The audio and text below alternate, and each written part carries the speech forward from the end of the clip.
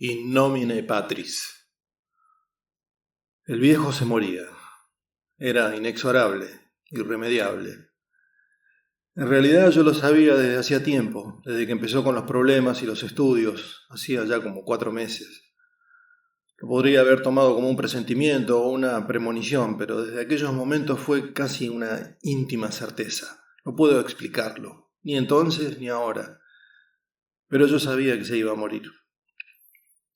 Y eso que al principio los diagnósticos tiraban cualquier cosa, hígado, vesícula, cólicos, nadie la pegaba. Ecografía, endoscopías, todos los estudios de esa época. Sufrió inútilmente más de 3 meses, lo tenían de acá para allá y ningún médico acertaba ni con el diagnóstico ni con el tratamiento. Fue una pérdida de tiempo, pero igual esos 3 meses no iban a cambiar el desenlace, a lo sumo la forma. Pero el final estaba escrito, y eso no era una suposición mía o un consuelo como después quedó comprobado. Ya estaba condenado desde hacía mucho tiempo. Quizás si hubiese hecho estudios complejos 2 o 3 años antes lo paraba, pero en esos últimos 4 meses no. El avance de la enfermedad era brutalmente incontenible, y la conclusión también. El único que se dio cuenta fue el doctor Tano, un tipo capísimo, especialista en hígado. Y como tanto insistían los otros médicos que era el problema en ese órgano, lo llevé para que lo viera el mejor. Pero ya en su clínica el tipo lo revisó, lo palpó y de repente agarró un guante y le hizo un tacto rectal sin que el pobre viejo tuviera tiempo ni de protestar. Y mientras tanteaba sin que el viejo lo viera me miró y por sobre él y con la boca formó la palabra malo, mientras meneaba la cabeza. Después lo despidió conformándolo, no me acuerdo qué le dijo de un tratamiento, recomendaciones, y con la excusa de arreglar sus honorarios y cobrarme muy hábilmente, el médico me llevó de nuevo dentro del consultorio y me dijo: su papá tiene tumores en el colon, y me parece que muy avanzado. Vaya urgente a ver a este oncólogo y dígale que lo mando yo, y me dio una tarjeta. Eso había sido hacía 20 días, más o menos, y a partir de ahí todo se precipitó. El oncólogo, otro capo, el doctor Morales Viu, lo confirmó de entrada: cáncer de colon. Lo internó y lo tuvo unos cuantos días preparándolo y haciendo el estudio que podía. Tampoco había que arriesgar a hacerle un enema porque no sabía hasta dónde estaba tomado y provocar una peritonitis, así que lo tuvo con suero un tiempo, con calmantes, porque ya habían empezado los dolores, y obviamente sin comer nada. Fueron días difíciles, porque el viejo me preguntaba a mí qué tenía y hasta increpaba a los médicos que zafaban como podían. No me animaba yo tampoco a que supiera la verdad. Pero igual creo que se dio cuenta un día que habló con uno de los doctores del equipo de Viu, que a pesar de pintársela lo mejor que pudo, evidenció el diagnóstico, porque de ahí en más ya no me preguntó más nada, y por su mirada supe que él también supo que tenía la papa y que la mano venía mal, muy mal. Después lo operaron, esto hacía ya una semana, un poquito más, y cuando lo abrieron se encontraron un desastre. Metástasis por todos lados, órganos comprometidos, y al tratar de remover alguno de los tumores más grandes del intestino se produjo una perforación, y por más poco que tuviera se desparramó el contenido por toda la cavidad abdominal. Sacaron y limpiaron todo lo que pudieron, pero con el último tramo del colon no hubo caso y tuvieron que dejarle el ano contra natura. Limpiaron hasta donde llegaron y lo volvieron a cerrar. El pronóstico grave, muy grave. Esa última semana había sido espantosa. Le apareció una septicemia, le subió fiebre y los dolores eran cada vez mayores. Le limpiaban todos los días la tripa esa que le sobresalía por un costado y el drenaje que le habían dejado en la herida de la cirugía, y le tuvieron que meter la sonda para orinar. Me quedé un día en la habitación mientras las enfermeras laburaban y la verdad es que me dio entre impresión y asco. Era terrible. Sufrió como una bestia, pero se la aguantó. Era duro el viejo, muy duro. Pero los últimos días, lejos de ceder, la infección avanzó peor. Un tal doctor Acosta, del equipo que lo había operado y que lo venía siguiendo desde que estuvo en terapia intensiva y después en la sala común, me pintó un panorama negro. Si zafaba de la infección, le iban a tener que cortar una o las 2 piernas porque estaba casi totalmente encangrenadas. Pero los órganos estaban colapsando y él lo veía cada vez peor y los antibióticos no daban resultado, y eso que habían ido cambiando y aumentando las dosis. Me di cuenta que lo habían derivado a una sala común para que muriera con la familia y no solo como un perro en terapia. Pero no sé si había sido lo mejor. Verlo así, tan afectado, tan mal, me había hecho bolsa. Él que era un tipo tan fuerte, tan orgulloso, tan seguro de sí mismo. Y a mi vieja ni hablar, estaba destruida. Y eso que ya la veníamos preparando para lo peor. Es que el deterioro había sido tan rápido y cruel que era muy difícil de entender, aceptar y sobrellevar. Era verlo hundirse cada hora y lo peor sufriendo. Los dolores debían ser terribles. Y pedía calmantes cada vez más seguido y con desesperación. Empezaron a darle morfina y se había calmado un poco al principio, pero cada vez el efecto duraba menos y necesitaba más. Una tortura, un calvario. Y hacía un rato nomás el doctor Acosta había pasado a verlo en la última ronda de la tarde. Lo revisó, fue a la sala de enfermeras, volvió y me agarró afuera, solo. Ya está, jefe. No se puede hacer más nada. Los riñones ya no funcionan, el hígado tampoco. Es cuestión de horas, lo lamento mucho, me dijo resignado. Ya dejé orden a las enfermeras que no lo dejen sufrir. Lo van a medicar al máximo, lo que se pueda. Pero vaya preparando a la familia porque ya no hay más nada que hacer. Y se fue. Y me quedé solo, paralizado, en el medio del pasillo sin saber qué hacer. Entré de nuevo y me quedé viéndolo como dormitaba, intranquilo. Por ahí la cara se le contraía en un gesto de dolor. Mi viejo se moría.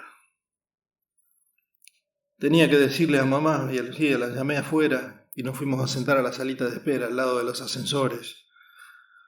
Lo tomaron mejor de lo que había supuesto, seguro que ya se lo esperaban.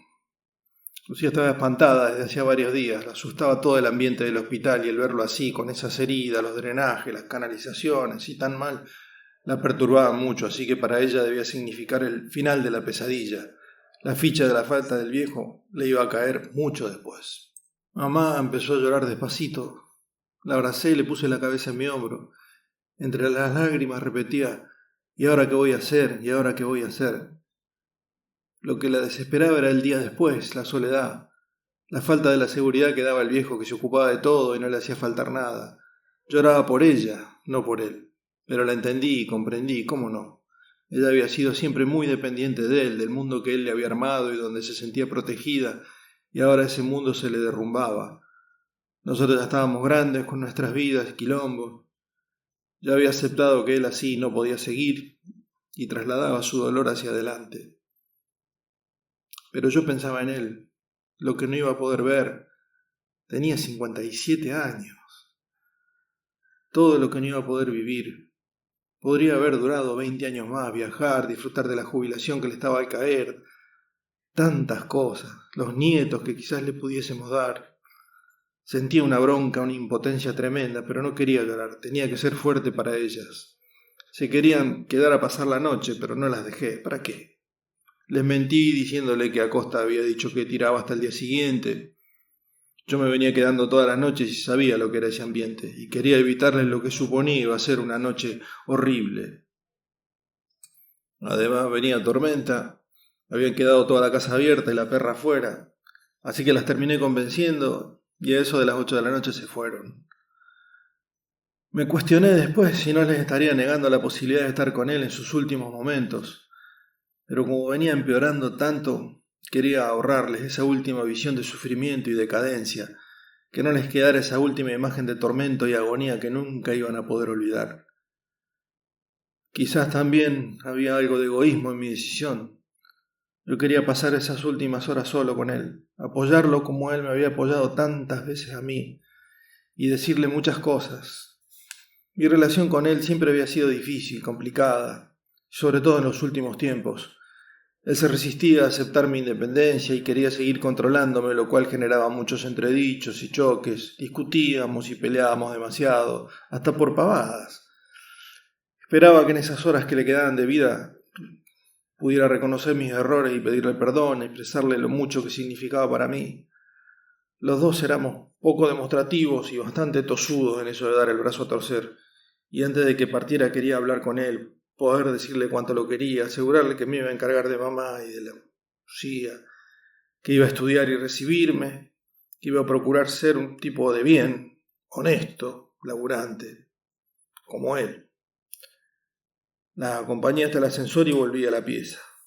El cuadro era espeluznante. Como al viejo le molestaba la luz, me había pedido que la apagara, pero había que controlar el suero y los drenajes, así que dejé prendido solamente el velador, bajándolo al suelo, al lado de la cama, con lo que la iluminación desde abajo hacía ver la cara más macilenta y amarillenta aún. La piel resecándose, las mejillas hundidas y el aspecto cada vez más cadavérico. Era bastante tétrico. Y el olor. Ya veía que me iba a quedar grabado ese olor para siempre. Entre lo que despedía la bolsita de lano contra natura, lo que supuraba la herida y lo que descargaban los drenajes era un espanto. Encima la tormenta ya estaba casi encima. Por la ventana se veía cómo se iluminaba el cielo con los relámpagos y el viento que se filtraba por los pasillos y los huecos de los ascensores provocaba un sonido como de silbido ululante que iba y venía y parecían lamentos. Cada tanto se escuchaba un trueno todavía lejano. Empecé a sentir, no digo miedo porque no podía tenerle miedo a mi viejo, pero sí cierta inquietud o aprensión por la situación y el ambiente. Saber que la muerte, con todo su significado macabro, se acercaba era inquietante. Nunca había visto morir a nadie, y la verdad era que la circunstancia me alteraba. Traté de hablarle, de empezar a decirle todo lo que tenía pendiente y pensado, pero cuando me acercaba no me salía mucho. Lo veía tan mal, retorciéndose de dolor, que terminaba conteniéndome. Estaba casi todo el tiempo con los ojos cerrados, pero por ahí los abría y se quejaba, me miraba fijo con esa mirada autoritaria y penetrante tan conocida, y me mandaba a decirle a las enfermeras que le pusieran más calmantes, y yo me trababa. ¿Qué le iba a decir? Que me arrepentía de haber peleado tanto, de haber sido tan infantil, tan inmaduro, reclamarle que no hubiera tenido él más tolerancia, más paciencia, de no haber recibido prácticamente nunca de su parte un gesto de ternura, de cariño, de no haberme tenido más condescendencia de pibe y haberme exigido tanto. Pero a la vez reconocerle que aun a pesar de la forma yo sabía que todo había sido por mi bien, que me perdonara el egoísmo, las pavadas de pibe, las pérdidas de tiempo con el estudio, que me dolía también que no me reconociese las cosas buenas, que nunca le había ido con grande quilombo, que mal le daba para adelante con la carrera, que no era un garca ni un delincuente, sino un pibe que se quería comer el mundo y se creía inteligente y vivo, que sí tenía amor propio, como me había recriminado tantas veces, que necesitaba que me perdonara y que supiese cuánto lo quería. Pero entonces pensaba que si le vomitaba todo lo que tenía adentro, en una forma tan desacostumbrada de diálogo, sobre todo últimamente, se iba a dar cuenta que se estaba muriendo o que le quedaba muy poco, y al final no me animaba. Las horas iban pasando y la situación se extendía, tensa, incómoda y angustiante para mí, y me imaginaba insoportable para él. Nunca supe hasta qué punto tuvo conciencia de todo. La vieja me había dejado un paquete de galletitas y eso fue lo que comí. No quería irme y que por ahí justo pasara algo. Fueron horas de porquería, horribles, que no voy a olvidar nunca. A eso de las 11, con la tormenta en pleno apogeo, los rayos cayendo uno tras otro y los truenos retumbando, entonces sí, cercanos e intimidantes, yo estaba sentado en la silla, ubicado a los pies de la otra cama vacía, como hipnotizado, mirando la respiración agitada e irregular del viejo. Hacía 15 minutos había tenido que llamar a la enfermera porque se quejaba mucho. Le tomó la fiebre, se fue y volvió para inyectarle algo en el suero. Más no le puedo poner, me dijo, y le alcancé a susurrar un agradecimiento antes que se fuera y me dejara otra vez solo con mis pensamientos. Parecía que el medicamento había hecho efecto porque el viejo se tranquilizó un poco y se quedó dormido, o por lo menos con los ojos cerrados y tranquilo. En eso golpearon la puerta, que al estar simplemente entornada se abrió, y asomó la cabeza de un hombre. Antes que cualquier otra cosa, lo primero que vi y me llamó la atención fue el cuello negro con el pedacito blanco al frente. Era un cura. «Permiso», dijo, y entró. La verdad era lo único que lo identificaba como cura, porque el resto nada que ver. Vestía unos vaqueros medio desteñidos, mocasines y una camisa azul, arremangada, abotonada hasta el cuello, y abajo asomaba la tirita negra con el frentecito blanco. Raro. Tenía pelo largo, casi hasta los hombros, y le caía como en ondas, aunque la frente le quedaba despejada. No estaba muy bien arreglado, pero tampoco podía decirse que era un zaparrastroso o desprolijo. Usaba barba, más o menos recortada y medio rubiona, que lo hacía parecer más viejo, pero le calculé que no tendría más de 40 años. Ojos marrones, no muy grandes y con un brillo como divertido, como un chico cuando hace una travesura. Nariz aguileña y se adivinaba una boca chica detrás de los pelos de la barba y el bigote. Supuse que sería uno de esos curitas jóvenes medio hipones que andan por las villas o las cárceles, o en este caso los hospitales, y algunos los llaman tercermundistas, y que aparecían últimamente a menudo en la tele por su labor pastoral desinteresada y sacrificada. Me levanté enseguida y fui a su encuentro. De reojo lo volví al viejo dormido, no se había despertado. Mejor, me acuerdo que pensé, porque no era nada religioso. No es que fuese ateo, creo que creía en Dios, pero a la iglesia y a los curas lo tenía ahí. Desconfiaba un poco mucho, de lo del tema del celibato, y creo que hasta que pensaba que choreaban, o al menos usaban la guita de las limosnas para pasarla bien sin laburar. Son unos turros atorrantes, me acuerdo que solía decir. Y ni que hablar de los pastores protestantes o evangelistas, a eso sí los odiaba. Decía que con eso del diezmo se forraban los bolsillos con las plata de los pobres giles que los seguían. Del servicio sacerdotal, se presentó el tipo hablando bajito. Tenía una voz cálida y agradable. Ah, buenas noches, le contesté dándole la mano que me había extendido. En la otra tenía lo que parecía ser una Biblia, de tapa negra, y un pañuelo de seda violeta, que supuse sería una de esas estolas que se ponen sobre los hombros como una bufanda sin cerrar. Se hizo un silencio incómodo. ¿Puedo?, me dijo al fin, señalando con un ademán a mi viejo.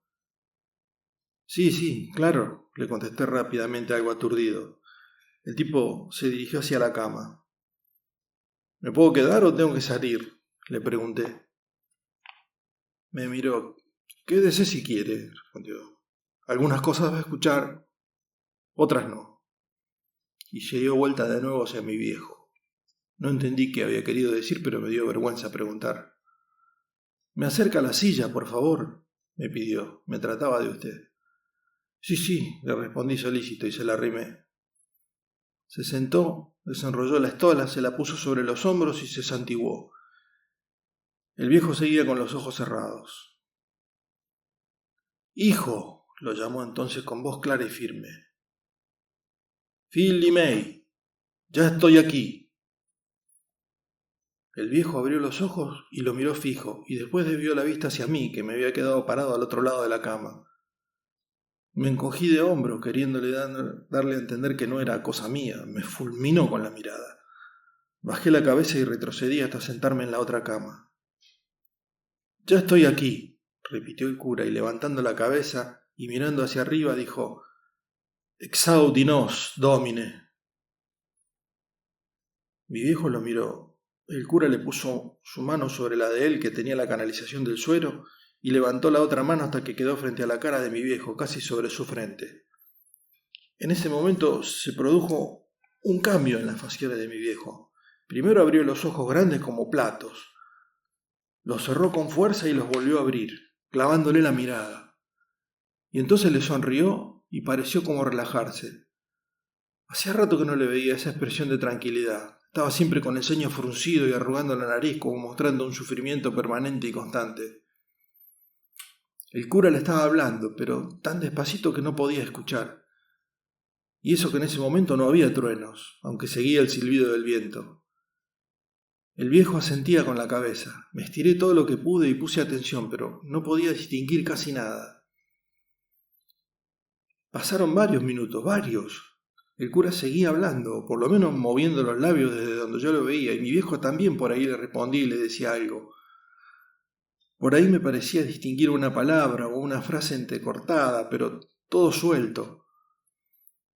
En la casa de su papá, Juan, breve sominum vita.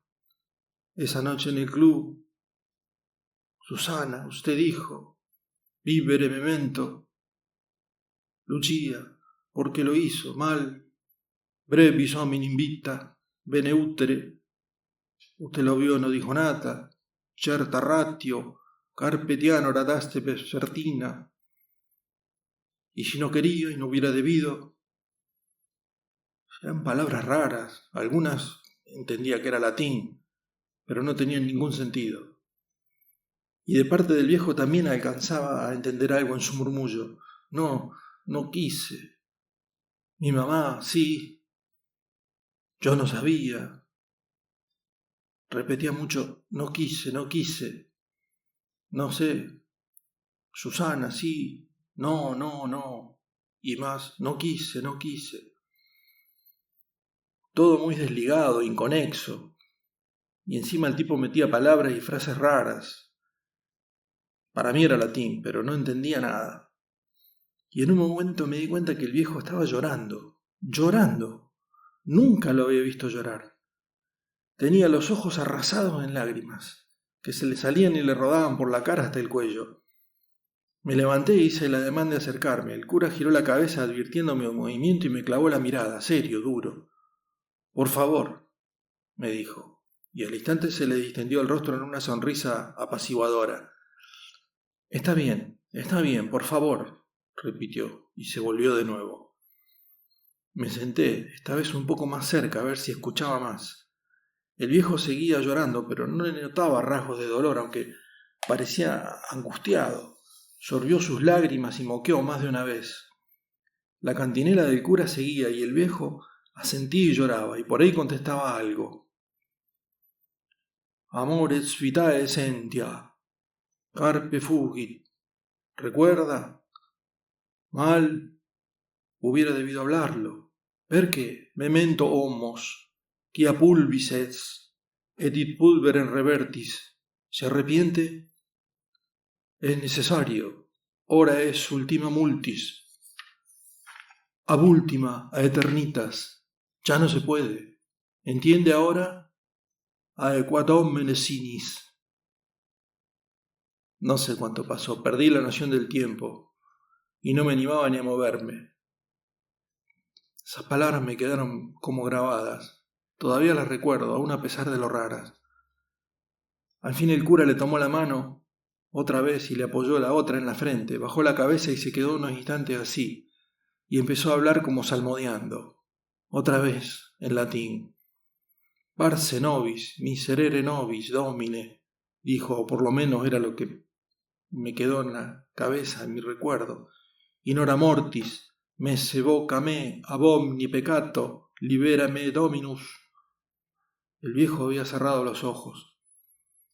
Después se paró, fue hasta el pie de la cama y haciendo la señal de la cruz con el brazo extendido dijo, y ahí sí lo escuché bien, y me quedó bien grabado, ego te absolvo a peccatis tuis in nomine Patris, et Filii et Spiritus Sancti, eran quod es, eris quod sum. Amén. Era latín seguro, ahí me terminé de convencer. Suspiró profundo, se sacó la estola, la dobló cuidadosamente y la puso sobre la Biblia que había dejado sobre la cama. Me miró y me dijo, listo. Abrió la puerta y salió. Me le fui atrás. Ya en el solitario pasillo me enfrentó y le dije, gracias. Esperemos que ahora consiga estar en paz. Para eso le falta bastante, me contestó. Me sorprendió. Pero el médico me dijo anoche que mucho no le quedaba, unas horas a lo sumo. Le dije confundido. No, sí. Su papá va a morir a las 10:15, me respondió. Yo me refería a estar en paz con él mismo y con Dios. No entiendo, le dije aún más confundido. ¿Cómo que se va a morir a las 10:15? ¿Cómo puede saber usted? Me acuerdo que enojado pensé, está loco este tipo, con eso no se jode. Mire, me empezó a explicar con paciencia. Para lograr la paz total, final, hay que repasar, revivir, recapitular, analizar todo lo que uno hizo, examinarlo y examinarse uno mismo. recrear cada cosa y comprender y hacerse cargo de las consecuencias de lo que uno hizo en uno mismo y en los demás. Contrición, ¿me entiende? Hizo una pausa. Y después enmendar, corregir muchas cosas, aceptar, perdonar. Se valorarán también las cosas buenas y positivas, por supuesto. Hizo otra pausa más larga. Pero es más que un mero repaso de hechos o acciones, es un análisis de actitudes, pensamientos, sentimientos, emociones, gestos, ¿me entiende? Y después sí se podrá llegar a la comunión con el Señor, unirse a Él, fundirse, ser uno solo y a la vez ser todo, concluyó sin dejar de mirarme fijamente. ¿Qué sería? ¿Como un purgatorio?, le pregunté. Sonrió meneando la cabeza. Algo así. Esa manía de buscarle nombre a todo. Y seguía meneando la cabeza. No sabía qué decirle, a pesar de las dudas me martillaban, pero me daba vergüenza, o no sé qué preguntar. ¿Iba a cuestionar a un cura? A algunos les lleva más, a otros menos, continuaba explicándome como entusiasmado. Es como un sinceramiento, porque el gran problema con los humanos es que mienten a ellos mismos. Se mienten, ¿me entiende? No sería tanto mentirle a los demás, vivir una vida irreal, una fachada, pero no. Se mienten y terminan convenciéndose a sí mismos y viviendo engañados, infelices, como obligados. Los ojos del flaco brillaban casi fanáticamente, porque de eso se trata, de aceptarse y ser feliz con uno mismo. Y entonces sí da felicidad a los demás. ¿Y qué se puede hacer entonces? ¿Cómo se logra eso cuando uno está inmerso en este bolonqui de todos los días?, le pregunté. Bueno, justamente, siendo honesto con usted mismo, me respondió. Usted sabe cuando lo que está haciendo está mal, cuando está pensando mal, pero se engaña, se consuela, se excusa y hasta se justifica. Pero eso no lo hace feliz. Viven engañados, en un aparente equilibrio, y muchos llegan así hasta el final, convencidos de que han hecho todo bien, mintiéndose. Pero a nosotros no nos pueden engañar ni mentir. ¿Nosotros?, exclamé. ¿Quiénes son nosotros? Sonrió y abrió los brazos. Disculpe mi entusiasmo, a veces me dejo llevar, pero es que todo sería tan fácil con la verdad, suspiró. Bueno, tengo que seguir, y me tendió la mano. Se la estreché sin saber qué decir. Gracias, alcancé a balbucear. Se dio vuelta, hizo un par de pasos y de repente se volvió, me miró fijo y me dijo: piénselo, medite, recapacite. Me dijo, hizo una pausa. Lo de Soledad. ¿Usted es realmente así? Piense en todo lo que le dijo, busque en sus sentimientos. Hizo otra pausa y ayude mucho a su mamá. Lo va a necesitar y quédese tranquilo con lo de su papá. Y ya acercándose un poco más me dijo en un susurro: él ya está bien, él ya sabe. Y con una última sonrisa enigmática y casi podría decirse cómplice, dio media vuelta y se fue caminando hacia el fondo del corredor, resuelto. Una ráfaga de viento le agitó los cabellos cuando abrió la puerta vaivén que daba a las escaleras. Se escuchó justo un trueno fuerte, el último de esa noche. La tormenta amainaba. Me quedé un rato ahí parado, perturbado. ¿Cómo supo lo de Soledad? Mi novia, que habíamos tenido una agarrada fuerte hace un par de semanas. Yo estaba mal con todo lo del viejo y había reaccionado mal y le había alargado una sarta de barbaridades. Me había sacado de quicio y me había puesto como loco. Pero, ¿cómo sabría este tipo? ¿Habría hablado con la vieja? ¿La había mandado a la vieja? No puede ser, pensé incrédulo. Me acordé entonces del viejo y volví a la habitación. Dormía plácidamente con una expresión serena y la respiración suave y pausada. Saqué la silla de donde la había dejado el cura, la llevé de nuevo cerca de la ventana y me senté. Pensé mucho esa noche, mucho. A eso de las 7, mamá y Lucía ya estaban ahí. Me obligaron a ir a desayunar porque tenés un aliento de perros, según me dijo la vieja. Antes de irme le pregunté: mami, ¿vos pensaste en traer a alguien acá? ¿Cómo a alguien? ¿A quién? me contestó extrañada. A un cura, le dije, alguien de alguna iglesia. ¿Un cura? ¿Para tu padre? Preguntó incrédula. ¿Lo vas a sacar carpiendo? Sí, tenés razón, le dije, pero viste que en estos casos se usa, no sé. ¿Él te pidió? Me preguntó. No, para nada, respondí evasivo. A mí me parece que no, me dijo, no sé, viste cómo es él. Me parece que no le va a gustar, no sé, hacé lo que vos quieras, pero me parece que no le va a gustar. Sí, tenés razón, le dije, déjalo ahí, ya vengo. Y bajé hasta el barcito de planta baja a tomarme un café con leche con un par de medialunas, cada vez más intrigado y confundido. Volví a la habitación. A eso de las 8, calculando que estaría desayunando para ir a la facu, la llamé a Soledad, le conté, le expliqué, le pedí disculpas. Te necesito, le dije. Voy para allá, me contestó. Me sentí mejor. Más tarde pasó el doctor Acosta, entró, le tomó el pulso al viejo y me agarró en el pasillo. La verdad es que, como lo vi ayer, no creí que pasara la noche, me dijo, pero ahora está estable. ¿Cómo pasó la noche? Bien, le conté, durmió de un tirón, con el último calmante de las 11. No se quejó ni una vez. Hasta la enfermera se sorprendió que no la llamara para ponerle más. Bien, dijo, pero se lo notaba incómodo. Ya le dije que esto es irreversible. No quiero que se haga esperanzas o expectativas. Sí, ya sé, le interrumpí. Pero por lo menos no está sufriendo. Y gracias por el cura, le dije. ¿Qué cura?, me preguntó extrañado.